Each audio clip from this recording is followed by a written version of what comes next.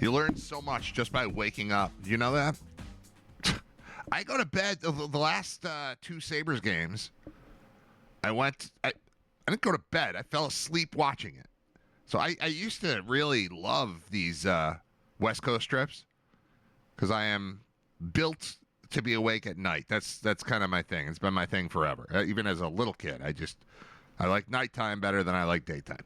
And I'm not a vampire. I'm not anything like that. I prefer it. Late night dude. And so when people would complain about the Sabres being on the West Coast because you have to watch a game that starts at 10 o'clock or sometimes 10:30, I was just like, that's perfect. It's like right when I wrap up the regular stuff I do, and now I'll sit and watch TV. That's when I watch TV. I don't see like prime time. Something's on at 8 o'clock. I don't ever sit down and see it. But 10:30, like, let's go. 11 o'clock, yeah. Last two Sabres games, I have woken up going, I think the Sabres won. And even, was it yesterday, the day before, I referenced the Sabres winning, and I never said the score, because in my head it was 1-0. That one I did make it to the end of, but I was falling asleep when the empty netter happened, so I kind of forgot that it was 2-0. Today I woke up, I went upstairs, I told my wife the Sabres won. And I'm like, yeah, it's 3-0. Like, they did it again. I'm like, I think it was 3-0. And I look, it was 5. I fell asleep during intermission, apparently. 5-0. So 5-0 comes after 2-0, comes after the win against the Leafs where they trailed. It's been 159 minutes and 7 seconds of hockey since the Sabres have allowed a goal. And this is a shout out to my good friend Chris, the Bulldog Parker. If you can't score, you can't win. It's feeling that way again. That was my mantra during the Eastern Conference Finals run where they ended up losing to the Capitals right before. That was the 98 playoff run. You can't score, you can't win. Remember saying that loudly, particularly at the old Pink Flamingo, which has been since burned to the ground.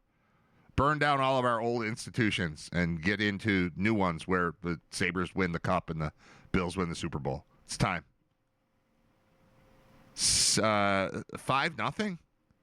Our boy Sam Carrick, my wife's boy Sam Carrick, again with 2 last night. Let's go. We have breaking news that Chuck Norris died, maybe? In the chat from Arbo. Is that real? I mean, it's time. He's old. I don't want to dwell on Chuck Norris when we've got hockey and basketball to talk about. Chuck Norris dies at age 86. Hospitalized after medical emergency in Hawaii 22 hours ago. 15 minutes ago, Chuck Norris dies at age 86, family says. All right, let's check on the situation with Chuck Norris. Not a giant Chuck Norris fan. To be honest, I don't know that I've ever seen him in anything. I know who he is. I've seen him in memes. I just zero interest in anything he ever did. So this is not going to be like a massive tribute to how great he is because I don't have any problem with him. I just never cared. Sources with direct knowledge tell us some medical emergency occurred in the last 24 hours on the island of Kauai that landed Chuck in the hospital. We don't know the nature of the emergency. However, we're told Chuck is in good spirits. Whatever happened must have occurred quickly because we're told on Wednesday he was training on the island. A friend of Chuck's was on the phone with him, and we're told Chuck was in good spirits and cracking jokes. He was training? What's he training to do? Fight people at 86? Yeah, there's a video of it. I don't want to watch the video. Come on, pop-up ad. The 86-year-old just had a birthday earlier this month, marked the occasion by posting a video on social media showing him sparring with a trainer. Story developing. And the update there from someone other than TMZ, although I will say this, TMZ is the place we go for truth. We trust Tim Graham, TMZ, and Casper. Those are the 3 reliable sources in this world today. This is post-truth era. The 3 things we believed in were TMZ, Tim, and Casper. But I'm going to believe Arbo and USA Today and People.com and Newsweek and Yahoo. Well, Yahoo just says sad news. And Kark, K-A-R-K, and Facebook. I'm not going to trust Facebook. But 4 out of 5 things are telling me that Chuck Norris died. Carlos Ray Chuck Norris, American actor, martial artist, cultural icon, dead at 86. All right, I'm not going to dwell too much. Again, I've never seen him in anything. I've never watched a single thing he's done. I just have never cared. But the memes have been funny. Back to the Sabres. They won 5-0. I haven't looked at the standings yet, but I bet they're good. They certainly pull even at the top of the division. Or, excuse me, at the top of the conference with Carolina. All right, let's see what we got here. Standings. We haven't gotten to basketball yet. Owen Parker is going to join me in like 10 minutes to talk hockey because we haven't done that since the trade deadline. And Scott Wilson's going to be on at 11. So it's very little of rambling Brad today on episode 280 and more conversational. All right, Sabres, they're there at the top. Look at them. Look at you. Look at you guys go. 4 points up on Tampa. Tampa still has 2 games in hand. But the regulation wins thing prevents Tampa from passing the Sabres even if they tie them, so that's good. Carolina also has 92 points. They have a game in hand on the Sabres. Regulation wins thing is heavily in favor of Buffalo there. But it is still too even with a game in hand. So the points are an issue there. All right, so if we do wild card standings right now, it's the Sabres at 92.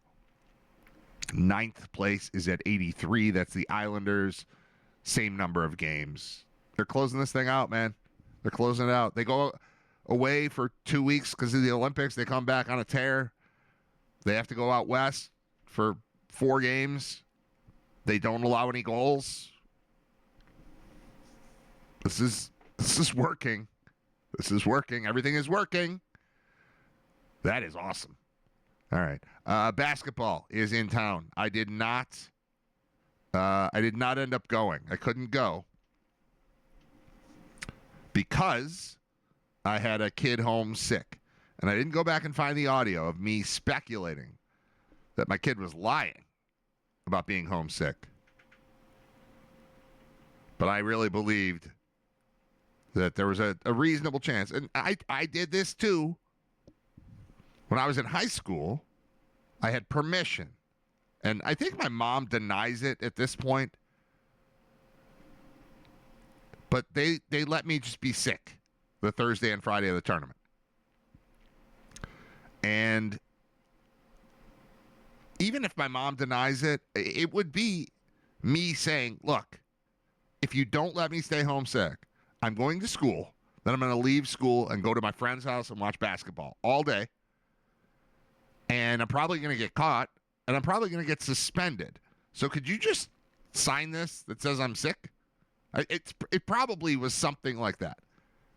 Because I was a good student, but I also I believed what I believed.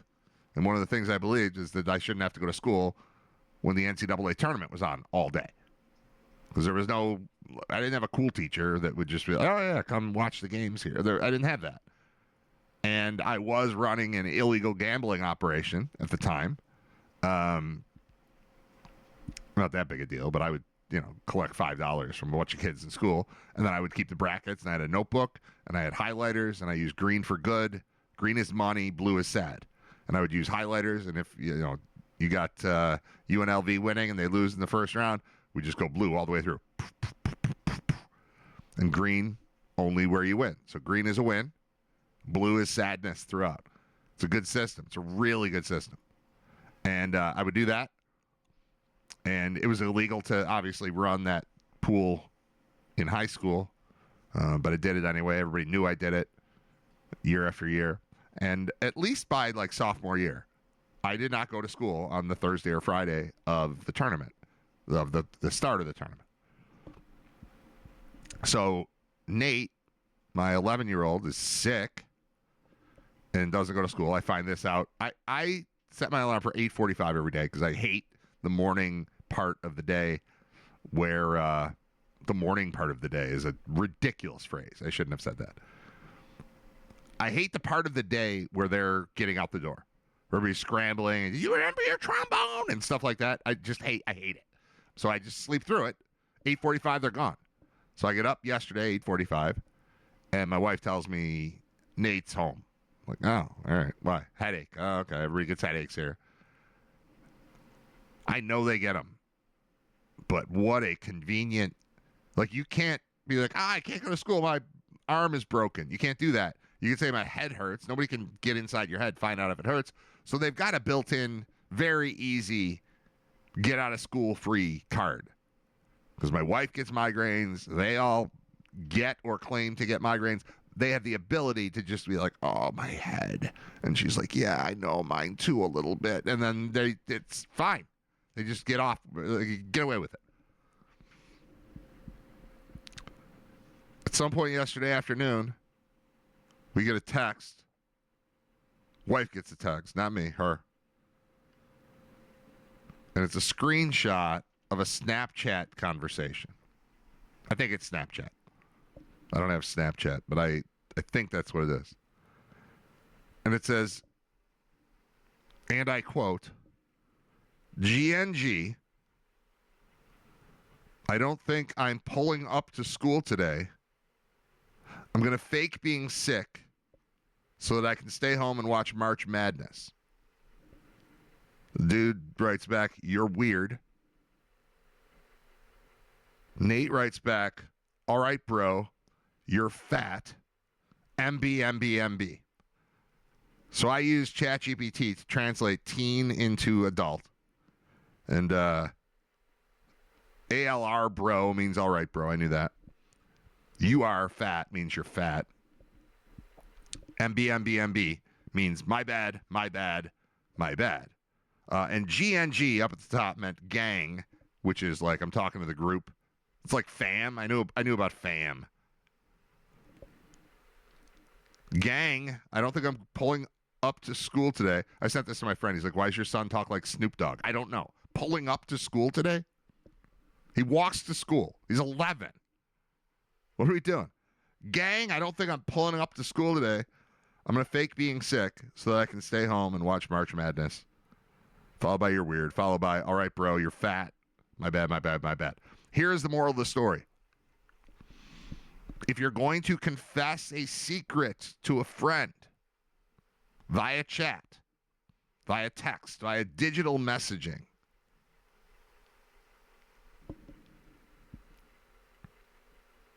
don't then call him fat because he'll screenshot the whole thing and send it to your mom. So first on this list is I don't think Nate should be friends with this kid anymore who blew him in. He's a rat. This is a rat.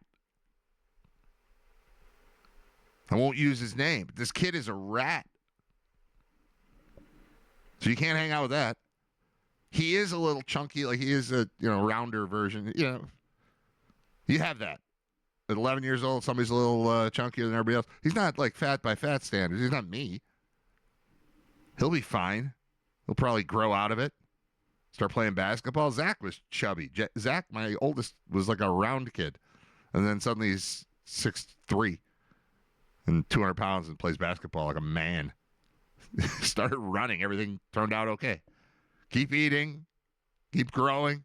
Whatever. So anyway, this kid eventually probably won't be a chubby kid. Right now he is.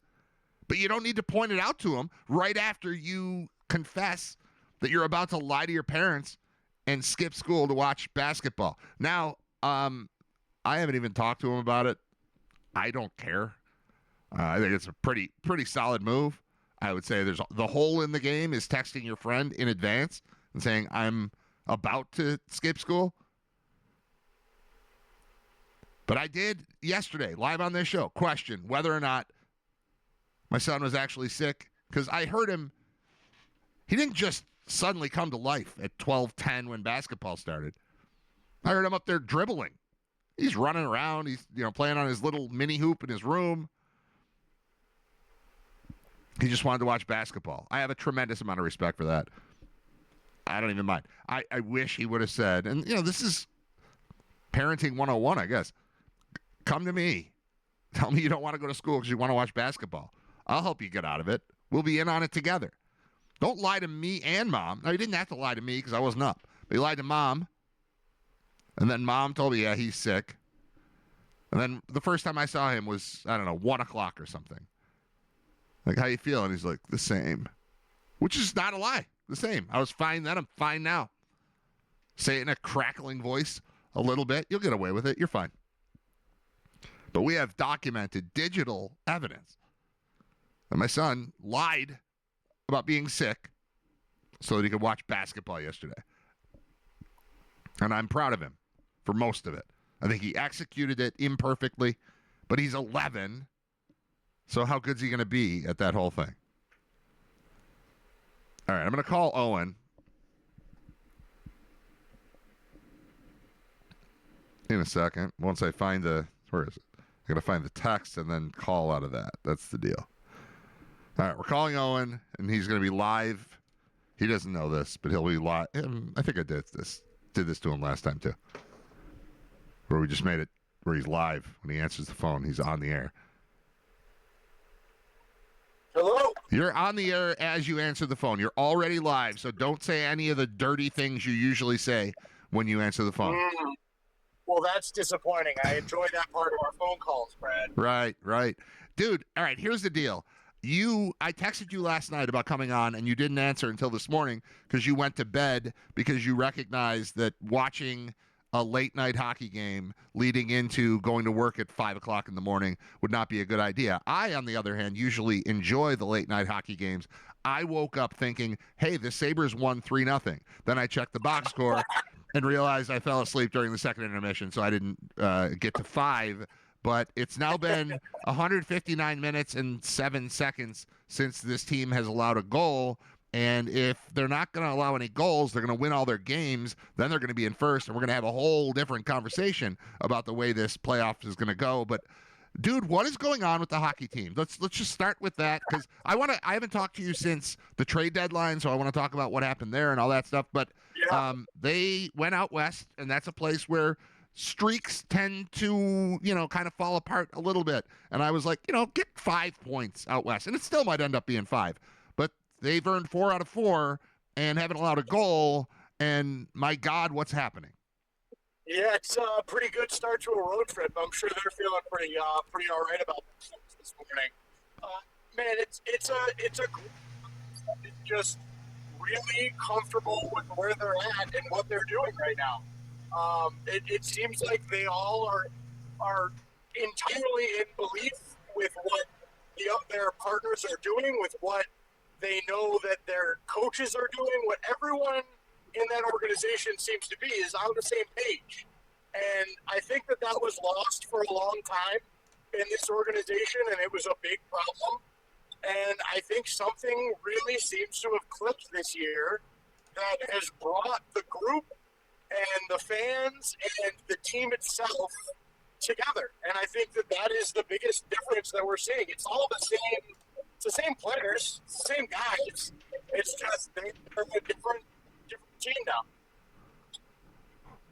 Why?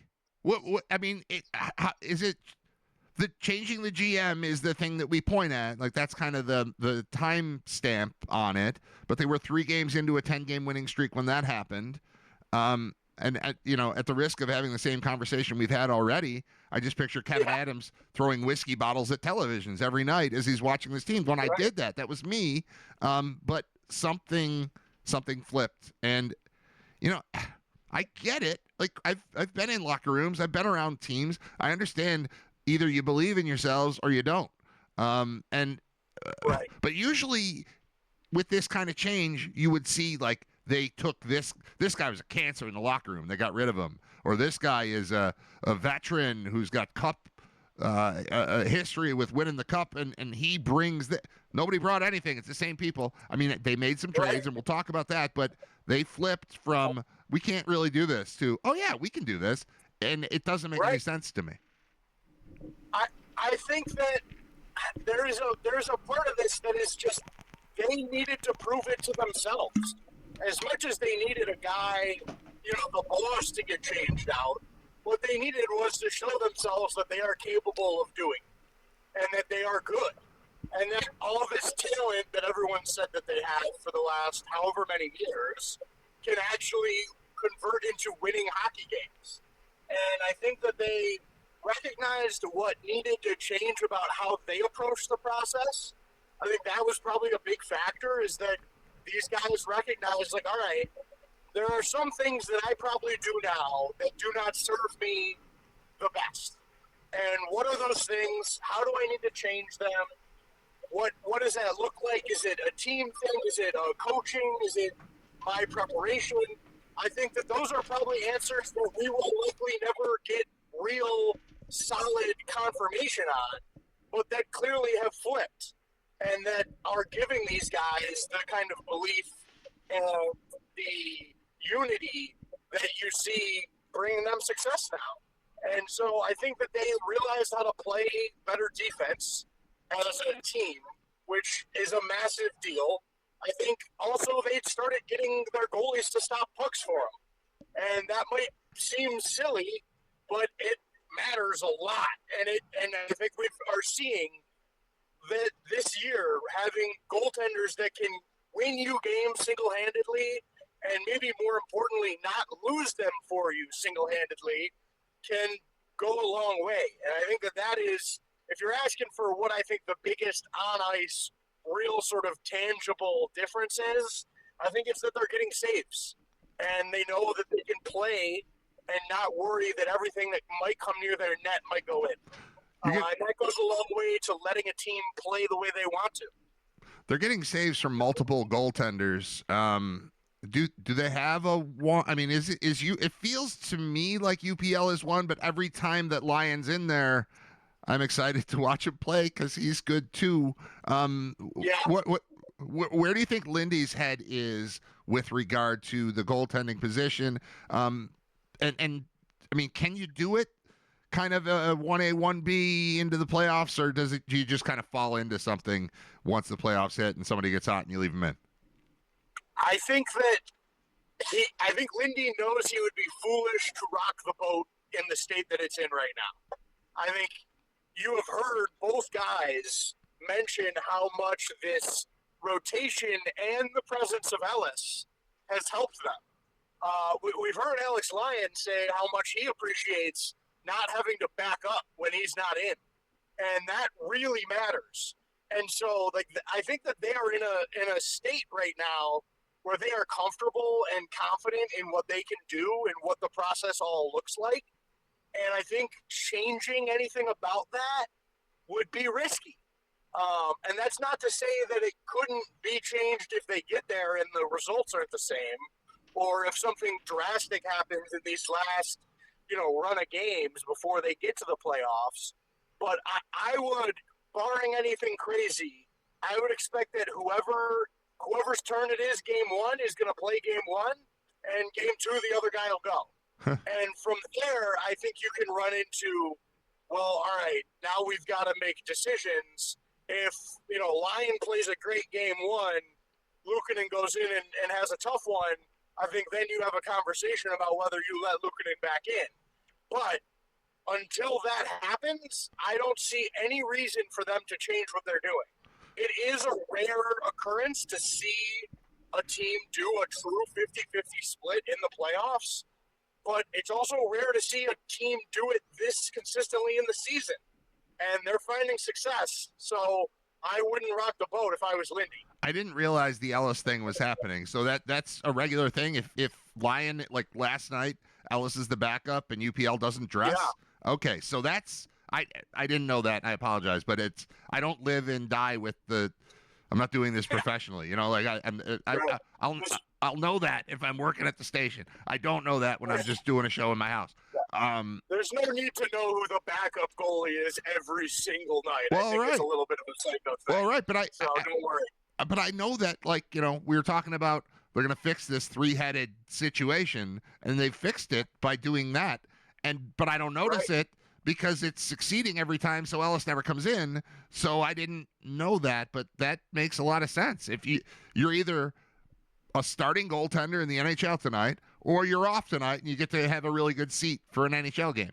And that's, Right. I would think that's pretty relaxing if you have the means, if you got the roster spots to carry 3 guys and Right. dress 2 of them. So that's super interesting. That's cool. And even more than just relaxing, like Lion's in the gym during the game. He's not even watching. He is, all right, what do I need to do so that I am great in 2 days? Because I know I'm playing against, he's going to play Anaheim, right? We can say that for sure, unless something crazy happens in LA. Lion's going to play against Anaheim. So he's going to go in, and while the Sabres are playing against the Kings, he's going to be stretching and squatting and thinking about what he needs to do to beat the Ducks. And that's an advantage that a lot of teams don't have. That's crazy. That's a whole. I've never heard of this, and that's awesome.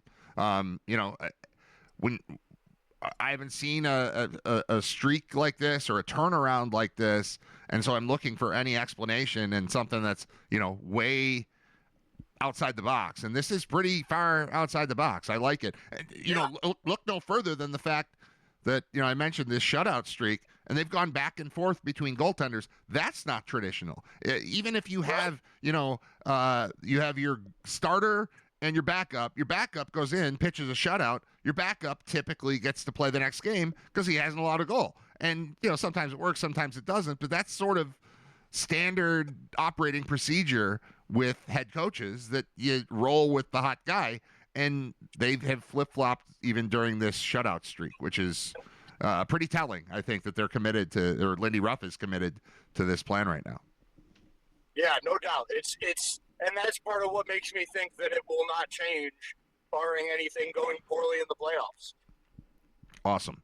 Talk to me about the trade deadline. They got bigger, heavier, fightier, angrier, slower, but obviously it doesn't replace anything. They're just kind of working guys in and seeing what fits.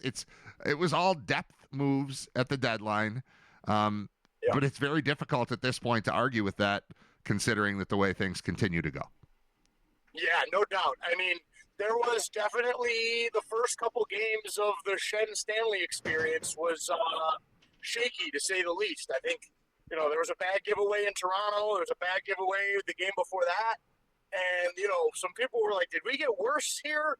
Because that's not what we want. If Metza and Kesselring are a better option than Shen and Stanley, then we need to just stick with that.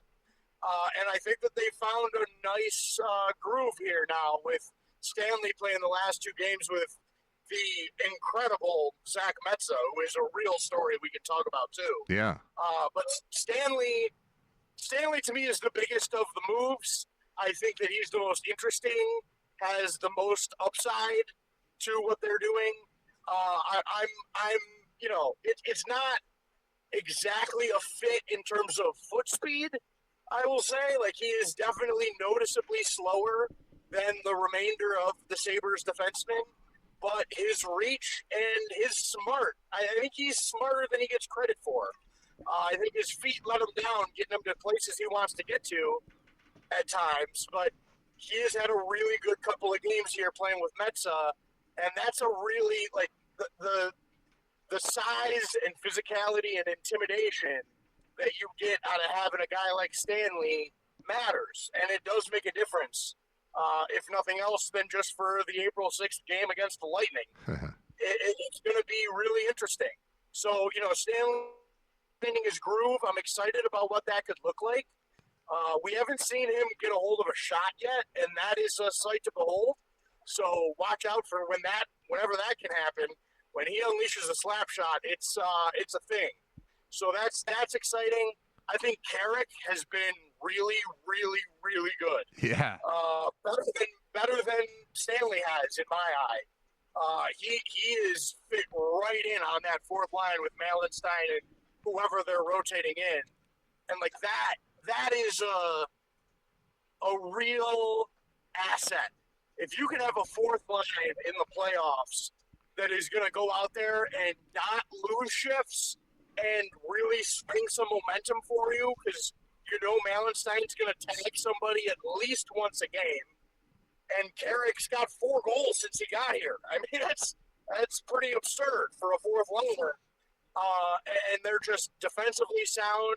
Carrick's been winning faceoffs when he needs to. I've really liked that addition. Pearson, we've only seen once, but I like. I thought he looked great with those two we just talked about, Carrick and Malenstein.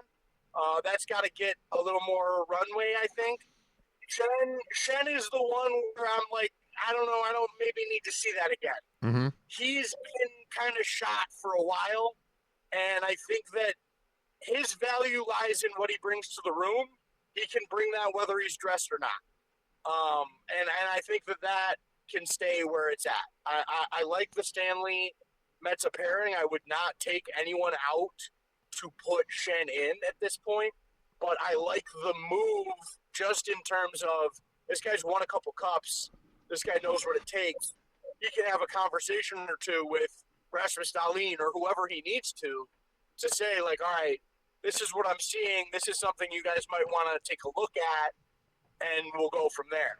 Well, and I picture Shen as like, it's game 6. It's the second round of the playoffs. We're down 2 guys for tonight, and now we don't have to put in the equivalent of Rory Fitzpatrick on the blue line. Right.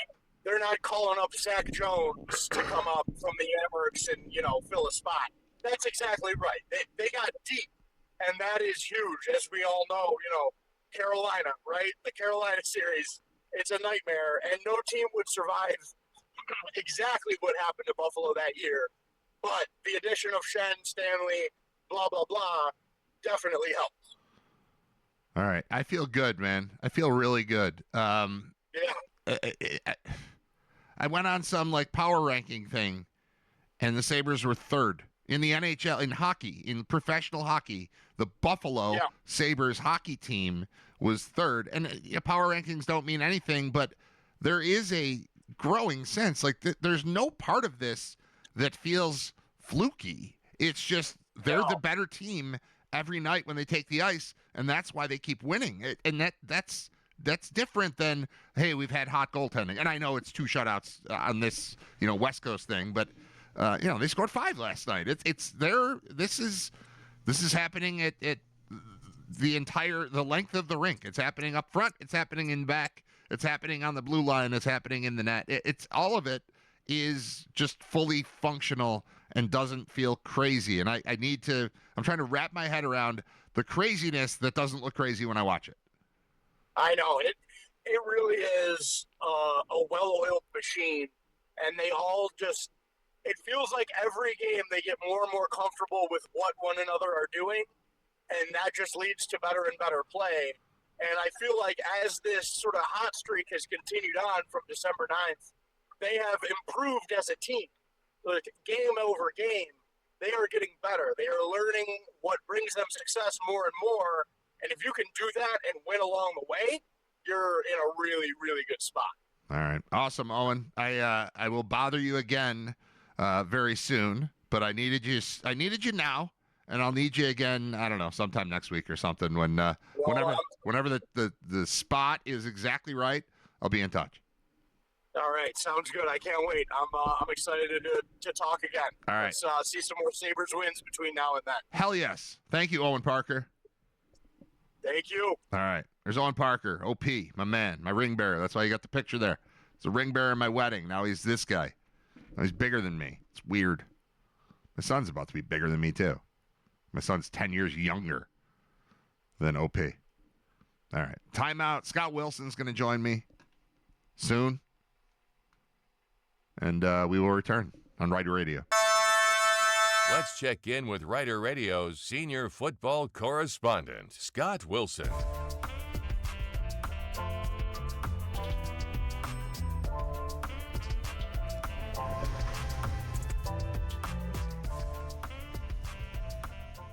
He's a senior everything correspondent. It's Scott Wilson, live on the line for the second time this week. Second time he comes on twice a week, all the time. It's great. What's up, man? What's up, man? How are you? Good. Basketball. Yeah, I watched a bunch of it. Yep. I liked it. Yeah, me too. I like it. I like it a lot.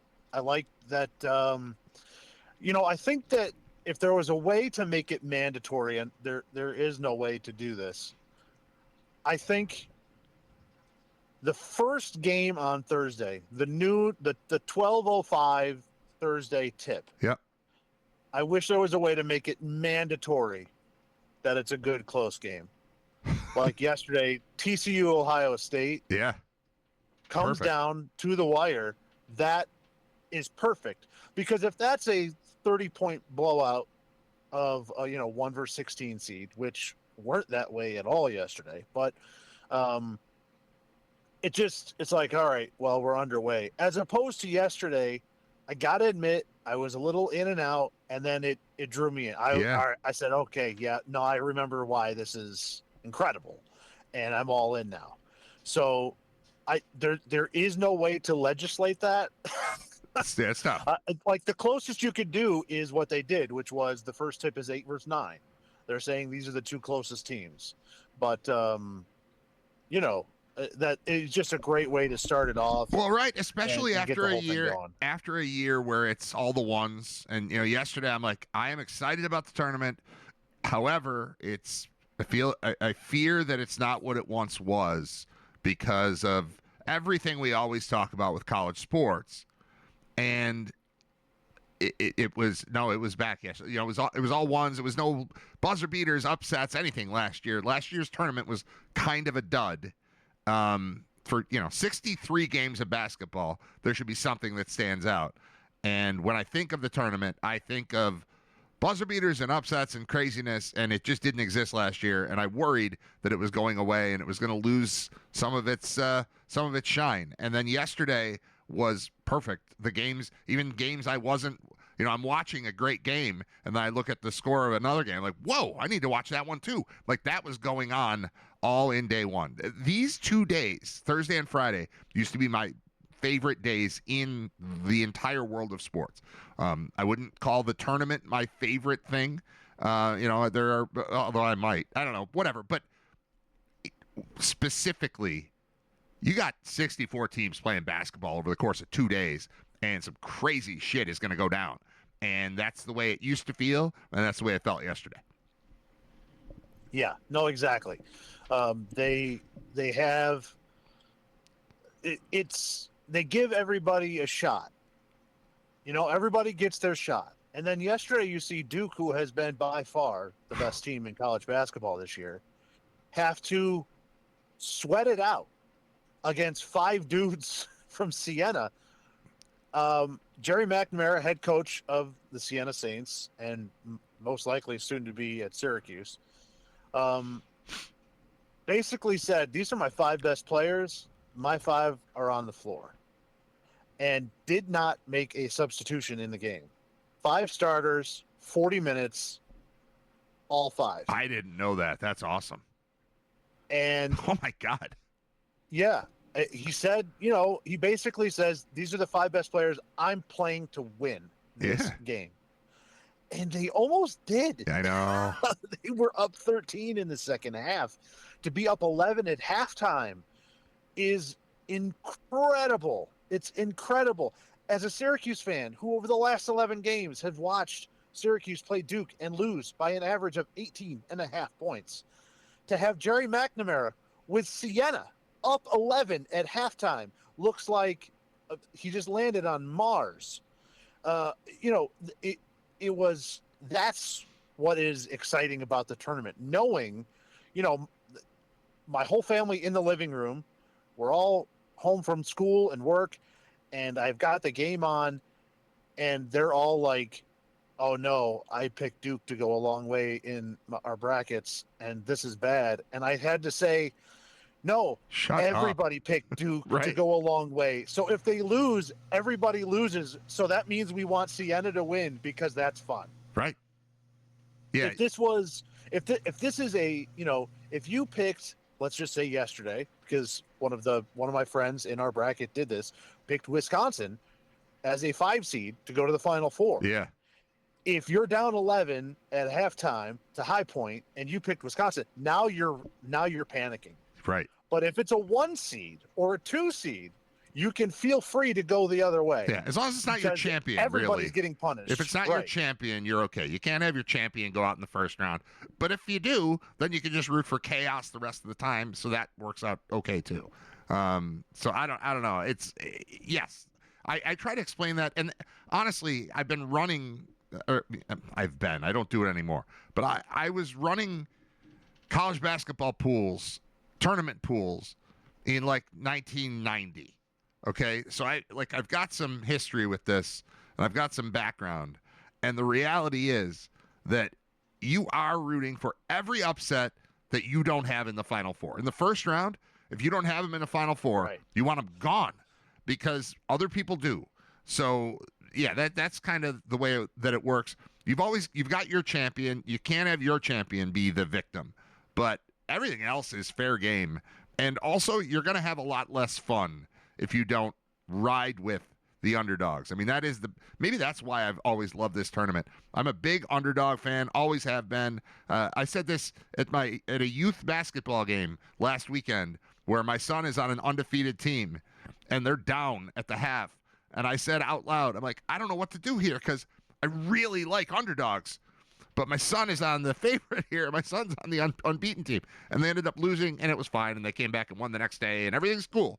But I like underdogs, and that's the story of the tournament to me is how many underdogs either win or flirt with winning. Put a scare into Duke. The ride that we got out of Siena was almost as much fun as it would have been had Duke gone down. And then, seeing it's not as big, but like VCU taking out North Carolina was incredible and using overtime to do it. But like all of that stuff and High Point, obviously against Wisconsin, but it is about, I'm realizing now, like all of the things that I talk about, I love Thursday, Friday of the tournament, have always loved it.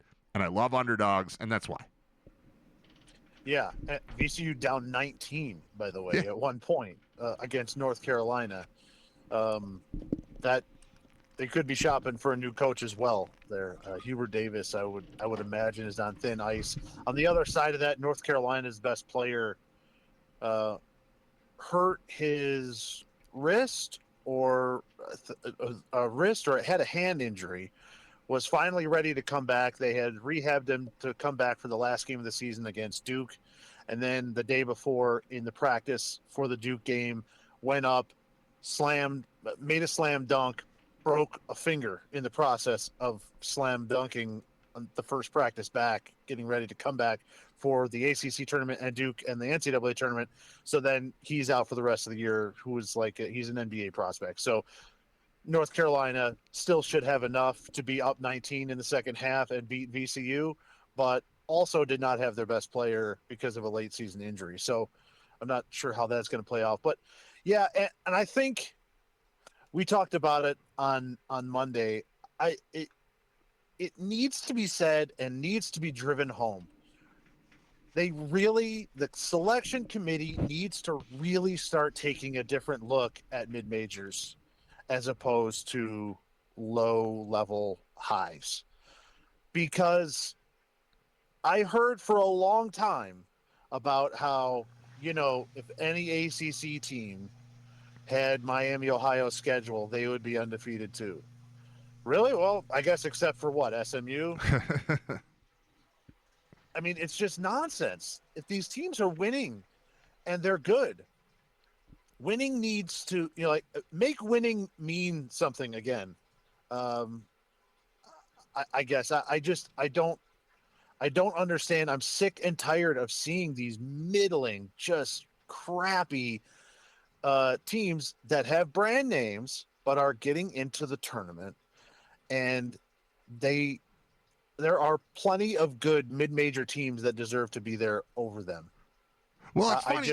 I can't stand it. And look at the list: Miami, Ohio, High Point, right, VCU. They didn't win, but I'm going to throw Siena in there. Sure. Howard was within made that 3 late. They were within 4 at halftime. Right, and UMBC would have been the same way had they gotten past Howard. I mean, that was a battle too. Right. And St. Louis. Oh. St. Louis. I mean, you imagine having a good season, and then you end up in the tournament and you see St. Louis across from you that should be a 5, 4 maybe, and instead they're what are they, 11? Just because they're Yeah. St. Louis, like, it's ridiculous. That team is awesome, and then they go out there and they play a major and they blow them away. Yeah.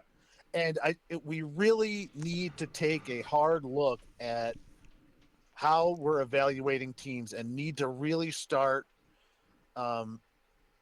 valuing winning again over who you win against. Are you winning games? Yeah. Yes.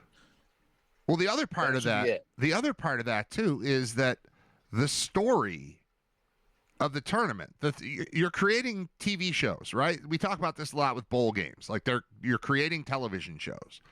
So with the tournament, you're creating TV shows. The TV shows are better with High Point than they are with Auburn. You know, like in basketball, the storylines, the memorable things from these tournaments generally come the part I love, the early part of the tournament that I love comes from giving these small schools a chance to go in there and beat Wisconsin, to go in there and fight with Duke, to go in there and knock off North Carolina, and beat Virginia, beat Arizona. And I was talking about Santa Clara, but I also, let's use UB in there. Like, those are the stories. Those are the things that make the tournament and the early part of the tournament memorable. And you know what? By the end of it, it sorts itself out, and your 1s and your 2s tend to get into the Elite 8 or so. Like, they're going to be there, most of them. But one of them won't, and that'll be the best part of the tournament. So why would you not give yourself the opportunity when you're producing a lengthy TV show that lasts about 3 weeks? Why would you not give yourself more potential awesome storylines? Because that's what you get with these smaller schools. And especially with some of the blue bloods that we think of now, started as major underdogs. I'm talking about Gonzaga, came out of nowhere, Sure. and it took them like 3 tournaments in a row where it was like, hey, can you believe that this small Jesuit school in Spokane is good at basketball? Right. And they did it like 3 years in a row, and then all of a sudden it was just like, oh, okay, that's a real problem. Duke didn't really become quote unquote Duke until they were massive underdogs against UNLV. Yeah. And finally, and they pulled the upset. I forget and about then that. they started being looked at as Duke. I forget about that because I've always loved that program under Coach K. I've dropped off since he left, but I loved that program, and it's always like, oh, you root for the favorite. It's like, no, I was there when they beat UNLV. I was there when they lost to them, and I was there when they beat them. And like, I forget about that, and I'm glad you brought that up because I was rooting for the Bobby Hurley and a kid from Angola. It's a small private college in Durham, North Carolina that has, I mean, if you think about where they are status-wise in the sport, they've got like, what, a 5,000 seat gym that they still play in? Yeah. It's exclusive. They're a small school that came up out of, I don't want to say out of nowhere. No, They you're did right, have though. Some, but I mean, they were underdogs until they got their shot and beat the big bad boy on the block and became what they are now. And we're robbing the sport of those types of stories. Now, will they be as consistent enough for a team to get to that level again? That's a question you can have. Will there ever be another Gonzaga again that can go yeah. from the West Coast that can really build what they were able to build? I don't know. I don't think so. Probably not. I don't know. Do they have a private donor that can handle it? Because if they do, then they can. Somebody can buy a college. Somebody can buy a college basketball program somewhere. It's easier than buying a football program. And that's kind of where, that's the choice or the type of selections that you have to make, when you're thinking about, what's the future of, can this happen? All I'm saying is it's really unfair to these smaller mid-majors that, if you think about it in that terms and where we are now, They got one shot at this, man. This team is going to only be together for a year. And some of these mid-majors are going to go out and go 28-4 and have to play in the NIT. That sucks. That sucks when I have to go out and I have to see these other, somebody that finished 10th in the SEC. I don't need to see them play ever again. Right. I saw them Try play. again next year. And guess jerks. what? I learned that they suck. So that is what makes these 2 days great. Now, that being said, Hold on, I want to interrupt before you get to that being said. Hold that thought. Remember the thing. I don't want to ruin your thing. okay, no, I just had a new thought come to me. So people dream of having enough money to become a pro sports owner. I think there's a new almost blue collar tier of zillionaire, which is you could decide to become a college basketball program owner, and it wouldn't be owner. Oh, yeah. It would be donor. But like you could aspire to that instead of trying to, I'm going to buy the Cowboys. You're like, yeah, what I'm going to buy is the Oklahoma State basketball program. All right, that was the point, the joke. But like the basketball program, I'm not buying the Dallas Cowboys. I'm buying this. I'm buying Akron basketball, and I'm going to turn that into a thing. I'm buying. Come on, UB. Like somebody. I'm buying the UB basketball program. And this is, I don't want to use UB because that would be neglecting football, and I want football to keep going too. But you could find the next Valpo and become that. You can make it that. You're an alum and you strike it rich. You can just turn a basketball program into a powerhouse. I think like it's far more likely that you can do that than to like become one of 32 NFL owners or one of 32 NBA or whatever it is. You can buy a basketball program if you play your cards right, and I think that's kind of fun. I think the big difference is that if you're going to do that, it has to be somebody probably with blood in the ground, because the return on investment is the winning, not the money. Annual rights Yeah, deal. right. You know what I mean? Yeah, Where yeah. if you get it the NFL, you're getting into that because you're saying in 15 years This is gonna be worth the 10 media times. rights deal is gonna pay me back all the money I bought with it, and then in addition to that, it's going to be worth more, and I'm going to be able to sell it and make a profit. With this, It's more of a hobby. Yeah, okay. yeah, it has to be your hobby, and you have to be able to, like, for me personally, I would love to get a for UB football, I would love to get somebody, a rich donor, and say, what we'd like you to do is we'd like you to put $20 million into some type of savings account so that every year we can withdraw the $1 million that comes of it Yeah. and spend on NIL, so that it's a one-time donation and we're not just going to take it all and use it all in one swipe, so that we know every year whatever the return on that is going to be, we'll be able to take that off and go that way. So that there's always some type of, so that your money is always reinvesting itself into the program. Sure. And, sometimes Through we'll the be power able of to compound debate- interest. Right, compound interest, and go that way. But yeah, it has to be a labor of love, really, is the main difference. Yeah. There's a lot of owners in the NFL and NBA that, I bet you the guy that owns the Hornets doesn't care about the Hornets. You know what I mean? Or didn't grow up a major Hornets fan. Sure. He just saw an opportunity to invest and did it. And there's a lot of that going around. All right. I interrupted your point Okay, you were trying yes. to make. Mid-majors, Yeah. that being said, I'm done with St. Mary's. I'm done. I'm done believing in them. There's a lot of times where I will be laying down and say, all right, I'm going to bed. I'm going to flip on the TV here, and there is a West Coast game on ESPN where it's like St. Mary's Pepperdine. And I will say, all right, yeah, no, I'm in on that. I can watch a little of that and fall asleep to that for sure. And I don't know if it's a thing where I fall asleep and it's like subliminal messaging where I just think that they're good, But every year I pick them to win Yeah. that first round game, and every year they just play a team and they look like garbage. And I'm done. I'm never picking them again.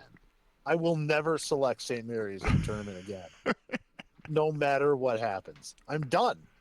I'm done. I've believed in them, and they have always done me wrong. You know what's funny Always. is they stand out to me to the point where if they're winning, I'm like, yeah, I must have picked them. And if they're losing, I think, oh, I think this is the year that I was like, I got to stop picking them. So I now have to look and see if I had them or did not have them, because I feel what you're feeling. It's like it's like the little guy that I recognize. So they stand out in the bracket. But I don't know which way I went. They've always got a 7-footer. I went against. They've always got a 7-footer, or they've always got a 7-footer paired with a 6'4" white guy that makes threes, and none of them are ever able to rebound or shoot threes in the goddamn tournament. Right, they scored 50 yesterday against A&M. Yeah, it sucks. I'm done. I'm swearing off of them forever. I mentioned Wisconsin earlier. Wisconsin is the team in the tournament that you have to pay attention and know which Wisconsin team it is, because they're either going to the Elite Eight or they're not going to win the first round. And you just have to be able to tell which version of that team it's going to be. It's always going to be low scoring, isn't it? No, it wasn't yesterday. It was 83-82. All right. But this year, I saw them play a little bit, and you could just tell this was not one of those teams. They did not have like one of those special guys where you're like, how's this guy on Wisconsin basketball? They did not have one of those. So, and actually, probably the guy that you would have said that about Wisconsin basketball was on UB this year. So yeah, that's right. Yeah, Freetag was. I read an article, I don't know, a month ago, where people were just really. It was more than a month. It was probably, December. But people were really, really mad that this former 4-star recruit that didn't work out in Wisconsin was dominating the map. 24 a game. Yeah. Yeah. Yeah, they could have used him yesterday. He probably would have scored at least 2. Yeah, and that's which what is they needed. what they really desperately needed. Yeah. That game was also interesting in the fact that the winning basket was scored by the kid that had not made a 2-point basket all year. Yeah. He only shoots 3. Yeah, that was cool. That was cool. As far as today, I'm jealous that this game is happening in college basketball and not in college football, because I feel like if this was in college football, this would be a massive, massive deal, and we'd be able to really celebrate it for what it was. It's Long Island versus Arizona. I was going to bring that up as a joke. I was going to say, is it Long Island against Arizona? It is. Okay. It's the iced tea. It's the battle for iced tea supremacy. That is awesome. I was going to make that joke because it's 116. It's going to be a 40-point blowout, probably. That's a great point. I love it. If this was college football, oh my God, the student section would have you would really be able to generate some juice over a game that you would never think about otherwise. But here's the problem. One of them is a brand. Arizona would be all over it. Arizona iced tea would be all over it. And then Long Island that's just a concept, right? That's just a vibe. That's just putting 5 liquors into one drink, and somehow magically it makes it taste like iced tea. I don't understand it. I've never understood it, but it works. It really works in so many ways. Long Island iced tea works. But I don't know. They wouldn't have the corporate backing, so they'd be like a grassroots campaign. Versus, it'd have to be done. If this is T. football, this game would be in Arizona. So it would have to be University of Arizona, saying, doing something with it, and LIU doing something with it. Well, I saw that. I've been to I was at Ohio State, Michigan, leading into the Tostitos Fiesta Bowl, and Tostitos was there just giving tortilla chips to anyone within shouting distance. Like they're just the chips were everywhere. I imagine Arizona iced tea being all over this thing. And then what is Long Island doesn't really have an iced tea, but it would be like a grassroots kind of. They'd be very drunk. They'd be very drunk if one fan base was drinking Arizona tea and one was drinking Long Island tea. That would be bad.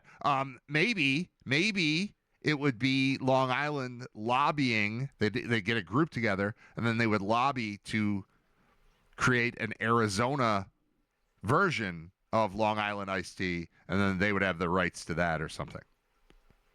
Yeah, no, I'm sure that they would work that out. Arizona iced tea, one of the great American companies left, because 99 cents. They will not let you pay more than 99 cents for 65,000 fluid ounces of iced tea. Do you know my Arizona iced tea radio story? I did a show. I don't know what year it was. I did a show where I was talking about the best bargains in America or something, like the best deal you could get. It was, if I remember correctly, I was talking about bands playing for free at Lafayette Square, like Thursday in the Square.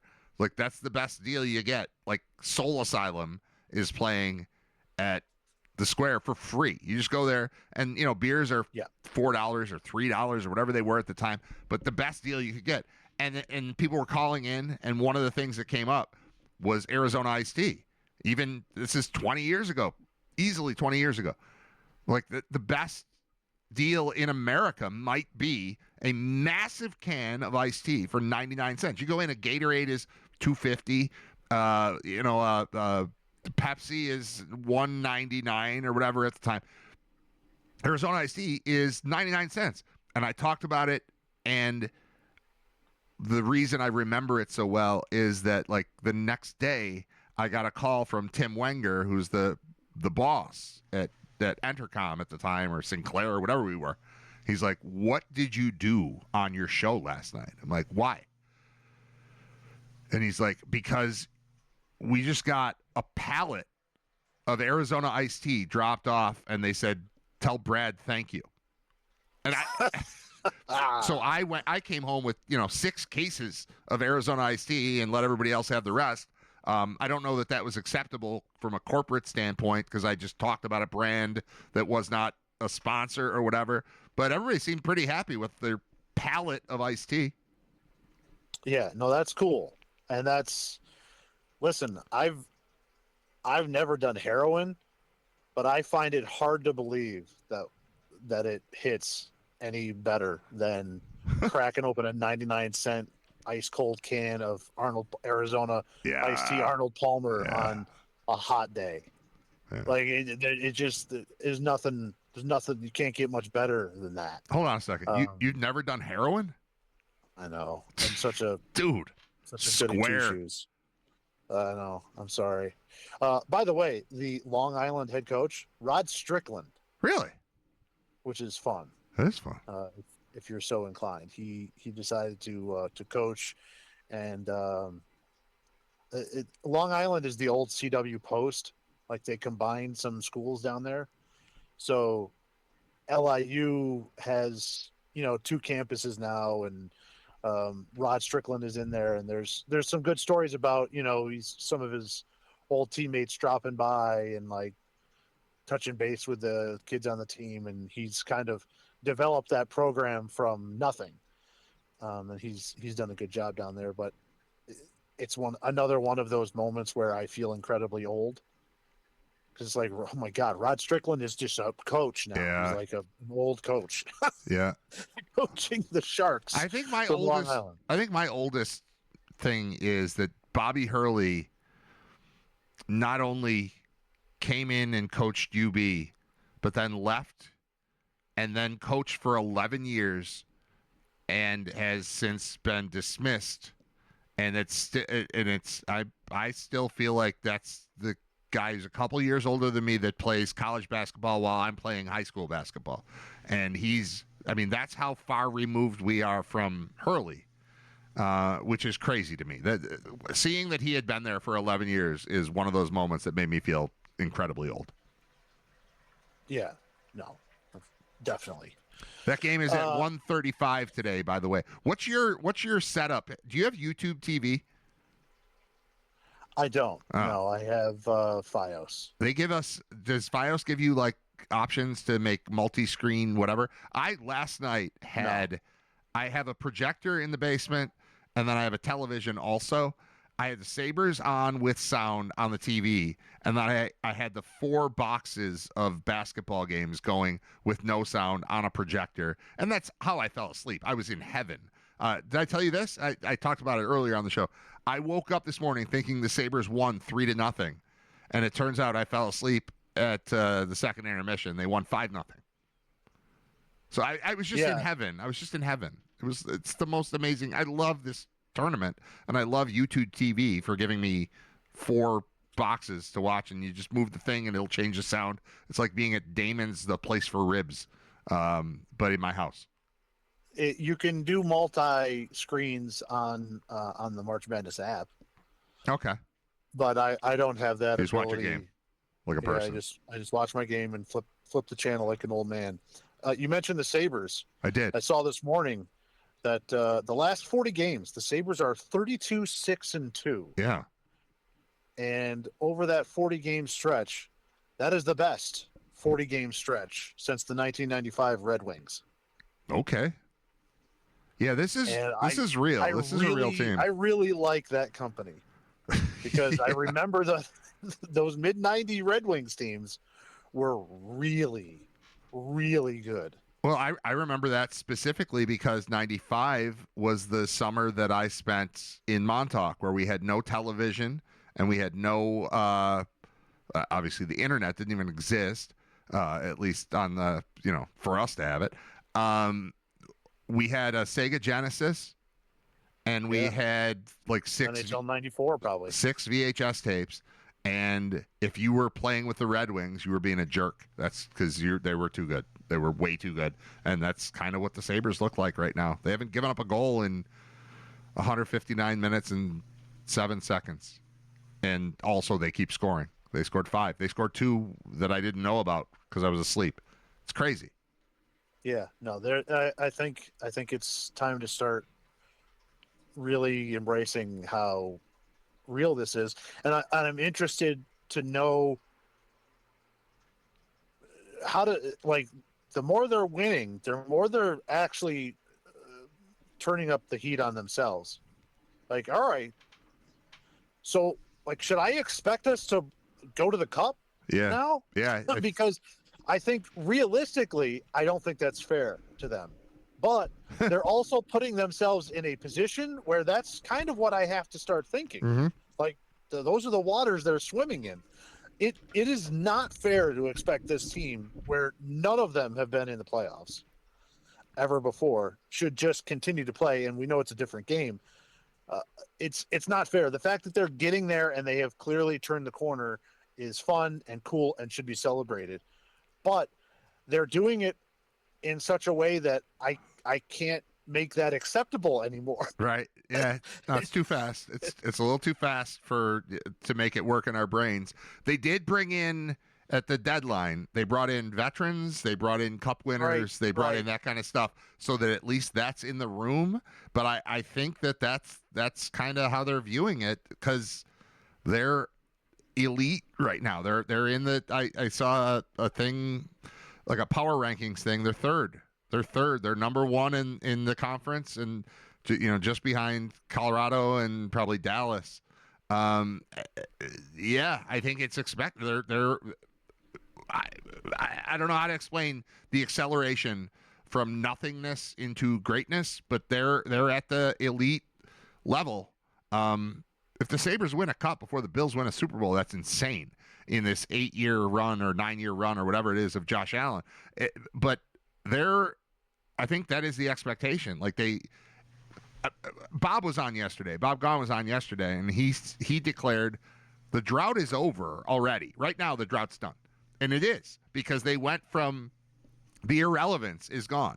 They're already a playoff team. I know mathematically it's possible they could drop out. They're not going to. They're that good. there's no chance that they just lose the rest of their games and miss out. They're going to the playoffs. And so the drought's over already in his mind, and I agreed once he made the point. And yeah, I mean, expectation level. I mean, I guess here's where it changes. Here's where it's different. When they lose in the second round, in the sixth game of the second round, and they're eliminated, we're not saying fire this person or fire that person. You're doing it wrong. The hype is still there. So that's the part that's different. But yeah, I mean, I think it is entirely reasonable to picture them as a cup contender right now, which is nuts, absolutely nuts, considering the last 12 years and the first 3 months of this season. Right. Yeah, you have to include this season.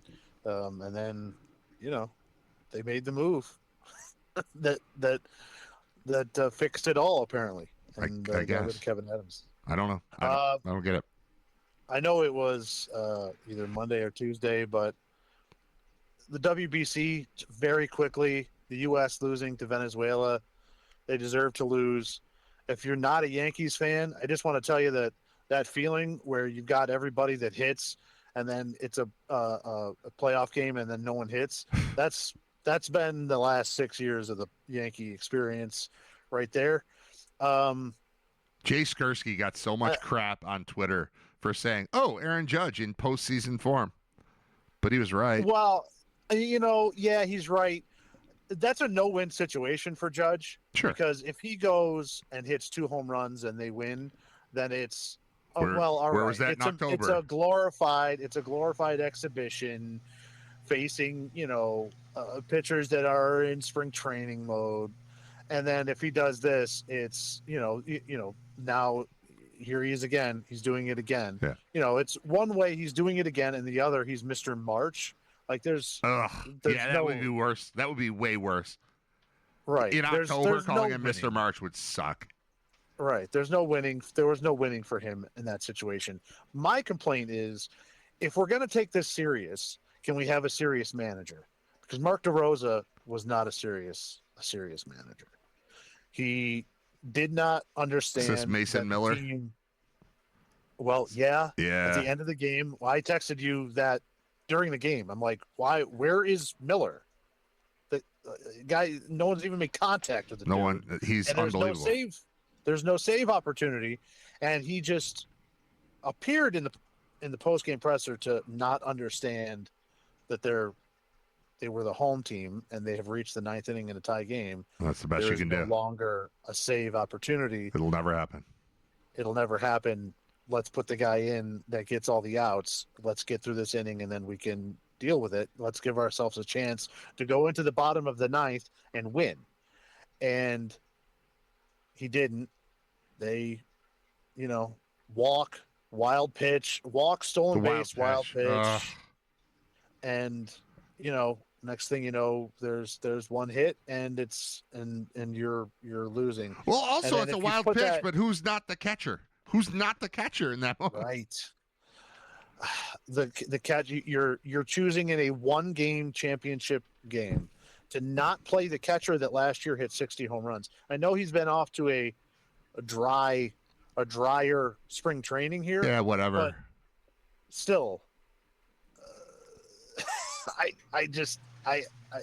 that, and then you go back to the preliminary round where he did not know that the team had not qualified yet for the quarterfinals going into the Italy game. Said that they were already qualified, didn't understand that they weren't, then managed the game like they were. Yeah. And then had to realize after the game, oh no. Uh-oh. Right. Now we need Mexico to beat Italy? Yeah. Right. Now we need all this math to go our way just to get to the quarterfinals. It was a terrible managing job. I'm not going to lay the entire thing at his feet. Obviously, the players got to go and you got to get hits. When you're facing a guy that's a career 5.5 ERA and you go out there and you get a hit, over 5 innings, there's not much you can do managerial wise. You got to be able to play. But still, I have a hard time taking it serious the next time around Yeah. if we're not going to find someone serious that's going to do it. Do you think that the WBC leading into the season will give the same emotional bump to MLB that the Olympics did to the NHL? Because I feel it, and I'm in Buffalo, and so it's different because of what the Sabres are doing too. But I really I have rediscovered my love of sports because of, in large part, the Olympics and what the USA did in the Olympics, and then I know they didn't win it, but I was there for the final game. Like, I feel more attached to baseball right now, the MLB, as it begins its season than I have in many years, and I feel more attached to the NHL because of what happened in the Olympics. Do you think that international competition vibe translates at all in the same way to baseball that it did in hockey? Sure, a little bit. I mean, you know, if you look at the TV ratings from the game, they had, for the championship game, they had 10 million viewers. That's right around what you would get for an NBA Finals game. You know, and it's the middle of March. This is, you know, I think that you're setting up your fans and getting possible new fans involved that will pay more attention here as the season approaches in a couple of weeks. Now, I think if you really wanted to see the bump that you're talking about, I think Major League Baseball should say every 4 years we're going to play 150 games on the schedule, and we're going to send our best players, and we're going to put them in the Olympic Games, and we're going to have a 2-week break. Or you could. I love that. And they're going to send their players to the Olympics, because while I think, you know, you heard the players talk about, this is cool, this is our only avenue to do this. So, you know, this is cool, and the crowds are really into it, and, you know, whatever. I think that you would see a new level of attention and interest if they were to say, we're going to take our all-star break, we're going to fit it in because this is what the best thing for the sport is. We're going to send our guys to the Olympics, which every other major sport has now done, with the exception of baseball, and go that way. I think if you're not going to do that, one of the things that really bothers me about the way they have it set up, and this is really the only way that they could do it, is in spring training, because they're not willing to take time in the middle of their season or shorten their season for that. I think that maybe these WBC games, what you do is you hold the WBC and then you get to the championship game in the spring. And then what you do is those years you don't have an all-star game. You have a 5 or 7 game series when everybody, you have their full complement of players that are warmed up, that are ready to play, that are, you know, in full swing of the season, instead of saying, well, all right, we got to have 40 guys on the roster because this guy can only go 40 pitches, and then this guy can only go 20 pitches. Right. You're in mid-season form. Everybody's warmed up. Everybody's ready. We're going to have a 5 or 7 game series between the two that have qualified for the championship. And I think that would be electric. Who do you talk to? Who do we contact about this idea? Like, how do you do that? Because of course, that's amazing. Of course it is. And I think that's more Who do you likely talk to? than them saying we're going to do the Olympics. Who do we talk to? I don't know. But I would think, imagine USA Venezuela over a 5 game series in July. In July, and not only that, for baseball. Oh my God! You could theoretically have those. You could theoretically have 5 different all-star locations. Oh, you know what I mean? Yeah. You could say, instead of we're going to have All-Star Week in Pittsburgh, you're going to say game 1 is in LA and game 2 is in San Diego and game 3 is in Arizona. You could break Seattle it up and so every Denver. time you do it, Yeah. you could pick a region Oh my God. of the US to have those games and say Dodger Stadium, Petco Park, This is the best sports idea Denver, that you've ever had. Seattle, Arizona. Scott, this is the best sports. You have a lot of good ideas. This is the best sports idea. I'm excited about this happening, and it's never going to happen because we don't know who to call. Do we go directly to Major League Baseball, I guess? Rob Manfred? Do we propose that? Do we get a meeting? What do we do? What do we do with this? Scott, this transforms baseball into what it used to be. You texted me after the WBC, which was hilarious, by the way, and said hockey, America's pastime, and that was super funny. That was a very good, fun Scott idea. This is your best Scott idea ever. Why would we not do this? How do we not do this? How do we make this happen? Well, I think first of all, the one thing that also makes this an option to happen is Major League Baseball owns the WBC. This is their idea to begin with. Right. They get to do whatever, you know what I mean? Hockey can't tell the NHL can't boss around the IIHF. All right, You so know it's what I mean? Manfred. They don't have any control over world championships, Olympics. They all have to kind of work together as two separate entities. This is it. Okay. I think the only thing that they would be nervous about is what if it's Dominican Japan and the U.S. doesn't make the championship game? Does that hurt what we would be able to do for Yes. a regular All-Star week? Yes. And I don't know if that's the case. No, yeah, Because you want to be international, right? That's like the whole goal of every major league here is trying to be international. Is there a way? All right, let's work through this because I think the fact that MLB owns WBC means that we just have to talk to Rob Manfred. All we need. I know it's hard to get a meeting with him, but there's a goal. Like that, all we have to do is meet with him. How about this?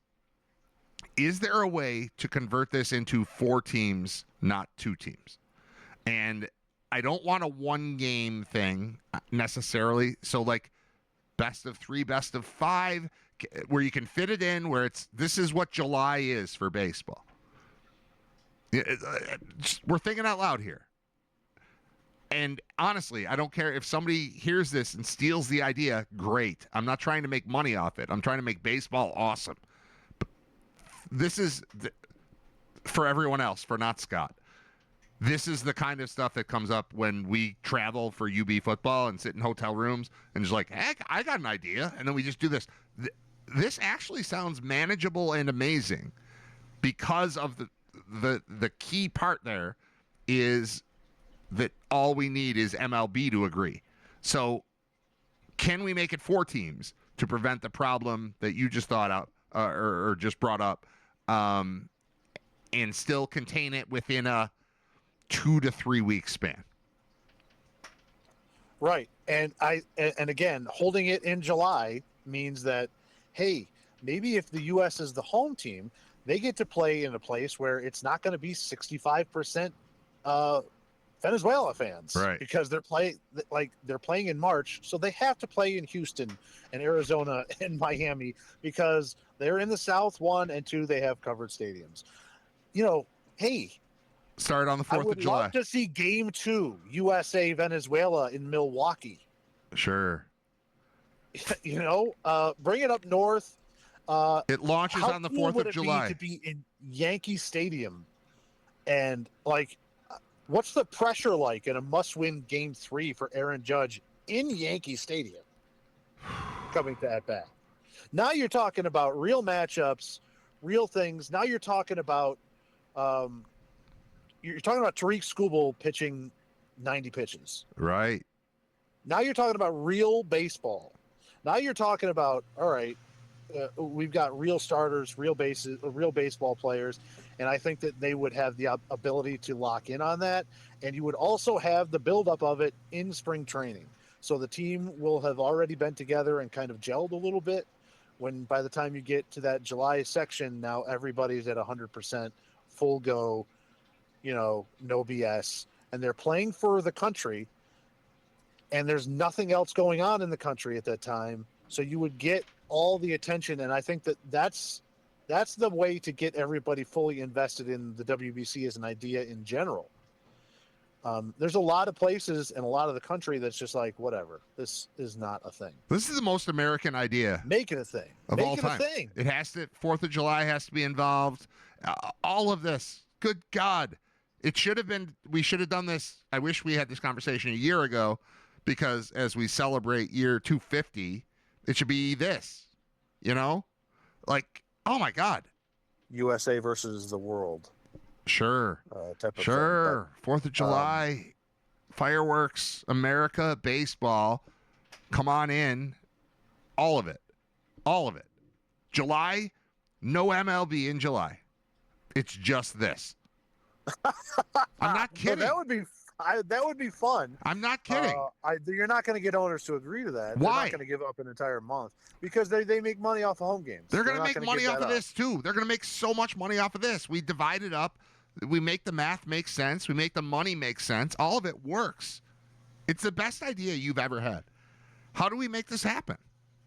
I mean, obviously, we can take this portion of the show and turn it into a clip and hope it, like, goes viral somehow or whatever. But, like, Scott, this is the best idea. This is A strongly worded email. a strongly worded email with a half hour of us talking about this. This is Rob@MLB.com. I'm sure we can find him. We can find him. The chat. I'm going to read the chat. All right, the chat. Nick and I just want to throw in. No, I just want to throw in. You can't throw in wanna anything. throw in. No, wait. No, I'm throwing in things March, in. All right, what go ahead. you also do is in March, All right. those semifinal games become two finals. You know what I mean? Like Right. Yes, that's it better becomes, too. These are now you've created 3 final games basically Yes. of interest. Yes. All right, go ahead. Yes. All right. I'm glad you threw that in. Nick in Depew said, I'm already calling him Rob Manfred. And then our good friend Ray Walter jumped in. And he said, I've had cases where, no, not that. He said, baseball players have to hold out for this in their CBA like hockey players did for the Olympics. Right. Uh, It is the strongest players union of all the players union. The one thing you don't mess with, it's the baseball players union. Yeah. All right. I honestly think this can happen with this little genesis of an idea. I think we can, when we're dead, we'll be the people that created this event. If we play our cards right, you can fix. I mean, everything about baseball. It's back to a certain extent. What? This is part of the plot to basketball. Is what we're doing. No, No, don't downplay it. Don't be a jerk. All right. You Okay. don't downplay your brilliance on this whole thing, because you just made so the NFL exists and rules the world because it has become 12 months a year. They play for half of it, and the other 6 months we're still following every story that happens. This, you just added intrigue in, I know dog days of summer is mostly August, but you just, there's no more dog days. We get rid of dog days. We put this thing in July. There is no MLB in July. There just isn't. And it's replaced by this every way 3 better. years. Right. But it's replaced by this way better version of the sport. Also, there's the March part of it. So we just added that. There's intrigue. There's conversation. It's global. All of the stuff that every sports league, that the NFL has done, this is this. That, like, all of this is right. We gotta do it. I don't know how to do it. I'm gonna try to do it. Let's try to do it. You want to try to do it? We should probably try to do it. Yeah, let's try. I don't think anyone would disagree, because the money, again, the key here is MLB owns WBC. So all you're doing is putting on a show.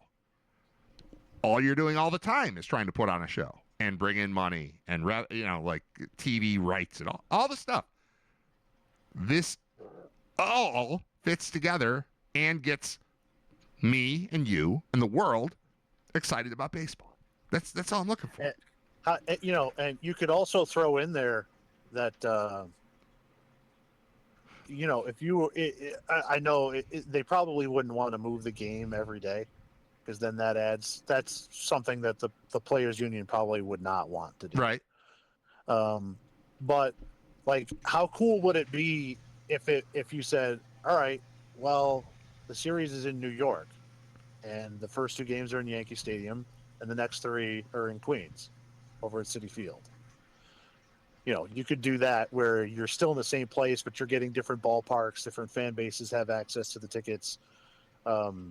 You're still in the same general vicinity of one another. I think you could probably do it, Texas Rangers, Houston Astros. You could. That's a quick type of thing where you're not doing anything too crazy travel wise. Anaheim, LA, San Diego is something that you could do. Probably pretty easy to have different stadiums. You could even say, if you were going to go so far as, you find out who the finals are in March, and then the 2 winning countries get to pick their home stadium for the 5-game series. That one sounds out of America. That one sounds tough. That one sounds very tough. Right. But I'm saying, I know. No, there are options. As long as we're spitballing here, it would be great if in June, 4 weeks before, or in April, this is how the NFL does it. They have free agency in March, then they have a draft in April, then they start to have mini caps in June. They spread things out. So, having a 30-minute show on Fox or ESPN where Venezuela comes out and says, we're choosing to play our home games in Miami. Yeah. And then Team USA comes out and says, no drama there. Right. We're choosing to play our games in Detroit.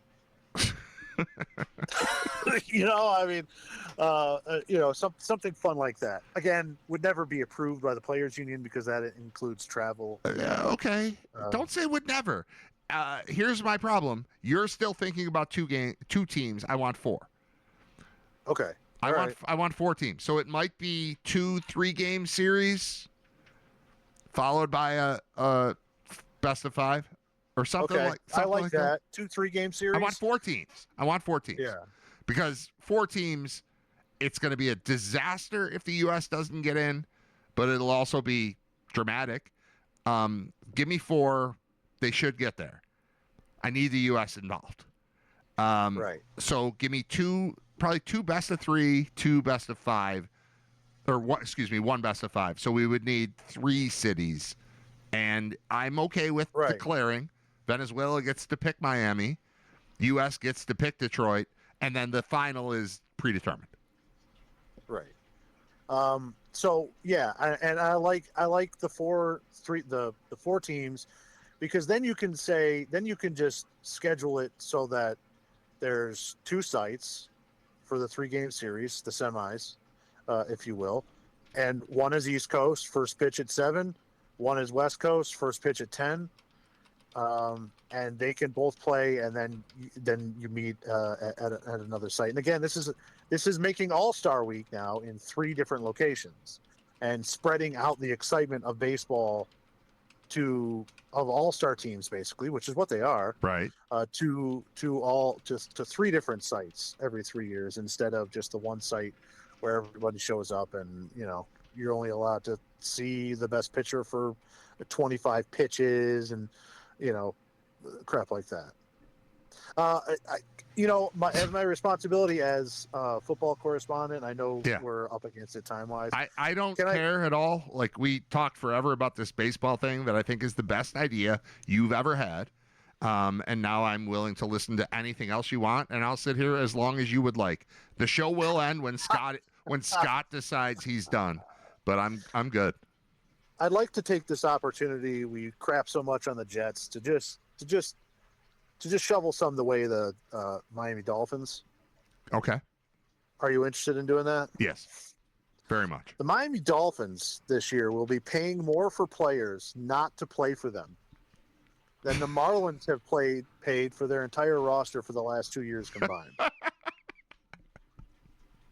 That's $175 million that they've got just sitting there, and the Marlins come in at 168. The Dolphins right now have no one on their roster set to make more than $11 million, Wow. and they are still over the cap. Wow. That's hard to do. I know. It's gonna be so much fun. And they're not even the ones paying Bonilla. Right. They had They him. have 175. The Dolphins have $175 million in dead cap. Tua's got 50. Tyreek Hill has 28. Waddle has 26. Ramsey has 21.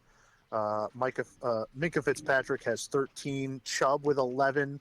Teron Armstead with 11. And then there's a bunch of other guys that add up that are all in the $4 or $5 million, and then a couple of I'm glad they're in the $2 East. million guys here or there. They're in a real tough spot. New coach, new quarterback coming in there. Who's their hasn't quarterback? Played all that much. What's his name? The backup from the Packers. They just signed, who was the quarterback at Liberty. They got drafted by Malik Tennessee. Willis. Malik Willis. Yes. He chose to go there. Yeah, it's fine. And when you look at this, you know that it's for taxes and for hot Latinas. It's got nothing to do with football. Because this might be the worst case scenario that he could choose to put himself in. Yeah, all of it's as a bad. young quarterback. So, he's the Dolphins they're in a tough spot. They're in a real tight spot. They are in a full on rebuild. Yeah. And I'm not quite sure that we've ever seen anything like this Since the Marlins, Saints- after they won the first, after they won the World Series. The Saints have come up against the cap and had some issues when the year after what's his name left. Breeze? My brain my brain is full on Peyton? Sean Payton. Once Sean Payton left, they had to stop rolling all that money downhill and eventually had to deal with it. But they were still able to maneuver around it. It wasn't near this number. I mean, this is a lot. They're getting rid of guys, and they're getting draft picks in some of these cases for some of these guys, which will lower. They're going to make a lot less as rookies, and eventually it's going to come off. Eventually, it's going to put them in a situation where that money's going to free up, and they're going to be able to spend more in free agency. But it ain't right now. They have really, really made a mess of their roster, and it's fun as somebody that doesn't like the Dolphins in Miami to see. Would you rather pay $50 million in dead cap to not have Tua, or pay $1 to have Tua? Ooh. I mean, the $1 gets me the other $49 million. It was $1. It gets you $50 million minus $1. Well, $49,999,000. Yeah, all that. $999. All the numbers. The $1 is a very tempting offer because I can just stash them somewhere. But I meant. Are you happier to be out? Are you happier to be out of him, or in? Because you have to, for the $1, he's your starter. Like, that's your guy. You're building your franchise around Tua for $1, or you're paying $50 million to not have your franchise revolve around Tua. Right, and I think that's that thing is done. He's cooked. Everybody knows it. He's one hit away from being Crippled. the saddest story in the history of the NFL. We're just letting it go. We're just letting it happen. Just bring it to Atlanta. Let's let him die on that field. For themselves, getting themselves in a situation that's not good. I that being said, they have new leadership there at GM and head coach, and I can understand their point of view of saying, listen, this financial situation is the way it is, and is it better to try and spread this out and go 75 and 75? No, it's or a should we Band-Aid rip the thing. Band-Aid Yep. off all in one swing and hope that this next season, while it might not be fun, let some air get to this wound and scab over so that we can start to rebuild and start to do things a different way the following year after that. I think if I had the call, I would rather we're doing it all. Yeah, no, I getting- agree. you know, No, we're it's, getting- it's the way to go. Yeah. But I'm still- glad they're in the division. Like, while we're talking about Right. Super Bowl windows, that's still 2 games the Bills get to play this year. So cool. Yeah, and so they are going to be if they're going to be remotely competitive, it's going to have to be an excellent draft for them. Like, they are going to have to hit almost all of their guys here in this draft just to be competitive. Right. And also have and- success from and even Malik then. Willis, who I don't believe in at all. Right. Yep. Cool. So their Dolphins saw what the Jets had and said, give me some of that.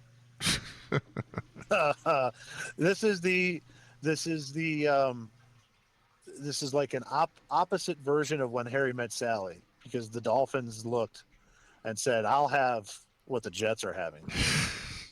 Like dummies.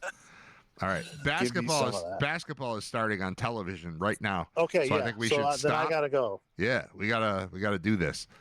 Thank you, and I gotta figure out what to do with that MLB idea, the WBC idea, because it's absolutely great and needs to be put into public. So this might become a new mission of Riter Radio to make that a thing, to like start a movement, because there's no flaws. There are no flaws in what you proposed and how we manipulated it and turned it. It's perfect. It's absolutely perfect, and it needs to get to the powers that be. So this might be the most impactful episode of Riter Radio of all time. If 6 years from now, 8 years from now, whatever, you're watching the WBC replacing MLB in July, you can thank Scott Wilson for that.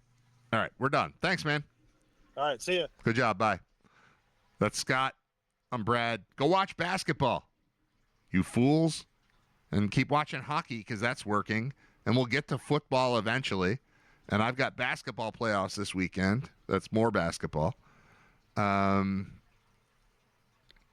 so real quick before I shut this off. Hold on. Let's get Scott off here. We've got 3 basketball games this weekend. One of them is just a regular game. We've got 2 playoff games, one of which I'm coaching. We've got a big game coming up. My UMBC Retrievers have a big game coming up against the Oregon Ducks. That's in Division 2. Division 3, which is the younger kids, we are the Oregon Ducks. I don't coach that team, but my son's on the team. They have a bye, so they don't play. I screwed that up. I said 3 games. We got 2 games. And then we have a regular season game left with the... I'm not even going to get into the name of the team of that. That one got all screwed up. But the super good Division 1 team, my oldest kid, they have a regular season game left because there are only 4 teams in the division. Whatever. So, but I have to coach a playoff game on Sunday, and I'm going to be mad if we don't win because I think we can win the whole league, but we're like the 4 seed or whatever. Massive game. 5. We're the 5. No, we're the 4. We play the 5. We're the 4 seed. 1 and 2 get a bye. 3 plays 6. I don't know. We have a playoff game. So Monday, big reveal of how the teams are doing. Because specifically the team that I coach 1 basketball team. And we need a win on Sunday. So go Retrievers. And then go all the cool stuff in basketball. And the Sabres, there's so much going on. I love sports again. Here we are. What do you know? It's Riter Radio. Today has been episode 280. That was a good episode. Who knew? Out of nowhere. On a day where I wake up thinking the Sabres won 3-0, but I fell asleep and they won 5-0. And then it turns into the best baseball idea of all time. And then when I end this, I get to go right over there and watch 4 basketball games at the same time. Damn, we are lucky to be alive here in 2026. It is a sports Valhalla. I don't know what that means. Look up Valhalla, see if I use it right. Valha. What does that mean? Did I use it right? It's a golf club. Nope. Doesn't seem like I used it right at all.